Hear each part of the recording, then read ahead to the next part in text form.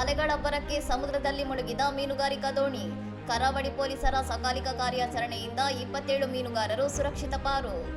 ಉಡುಪಿ ಜಿಲ್ಲೆಯ ಗಂಗೊಳ್ಳಿ ಕರಾವಳಿಯಲ್ಲಿ 27 ಮೀನುಗಾರರನ್ನು ಹೊತ್ತೊಯ್ಯುತ್ತಿದ್ದ ಶ್ರೀ ಬಾಲಾಂಜನೇಯ ಮೀನುಗಾರಿಕಾ ದೋಣಿಯು ಬುಧವಾರ ಮಧ್ಯಾಹ್ನ ಅಲೆಗಳ ಭಾರೀ ಹೊಡೆತಕ್ಕೆ ಸಿಲುಕಿ ಅರಬ್ಬಿ ಸಮುದ್ರದಲ್ಲಿ ಮುಳುಗಡೆಯಾಗಿದೆ.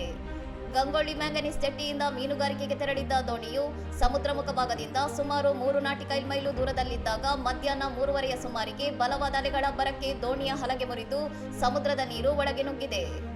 ಅಪಾಯದ ಸುಳಿವು ಅರಿತ ತಕ್ಷಣವೇ ಕಾರ್ಯಪ್ರವೃತ್ತರಾದ ಕರಾವಳಿ ಭದ್ರತಾ ಪೊಲೀಸರು ಇತರೆ ಮೀನುಗಾರಿಕಾ ದೋಣಿಗಳ ಸಹಾಯದಿಂದ ಸ್ಥಳಕ್ಕೆ ಧಾವಿಸಿ ಮುಳುಗುತ್ತಿದ್ದ ದೋಣಿಯಲ್ಲಿದ್ದ ಎಲ್ಲ 27 ಮೀನುಗಾರರನ್ನು ಸುರಕ್ಷಿತವಾಗಿ ರಕ್ಷಿಸಿ ದಡಕ್ಕೆ ಕರೆತಂದಿದ್ದಾರೆ.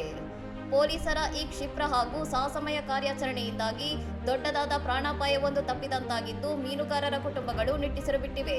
ಕರಾವಳಿಯಲ್ಲಿ ಪ್ರತಿಕೂಲ ಹವಾಮಾನ ಹಾಗೂ ಸಮುದ್ರದ ಅತಿಯಾದ ಅಲೆಗಳ ಅಬ್ಬರ ಮುಂದುವರೆದಿರುವ ಹಿನ್ನೆಲೆಯಲ್ಲಿ ಮೀನುಗಾರರು ಸಮುದ್ರಕ್ಕೆ ಇಳಿಯುವಾಗ ಎಚ್ಚರಿಕೆ ವಹಿಸುವಂತೆ ಅಧಿಕಾರಿಗಳು ಮನವಿ ಮಾಡಿದ್ದಾರೆ.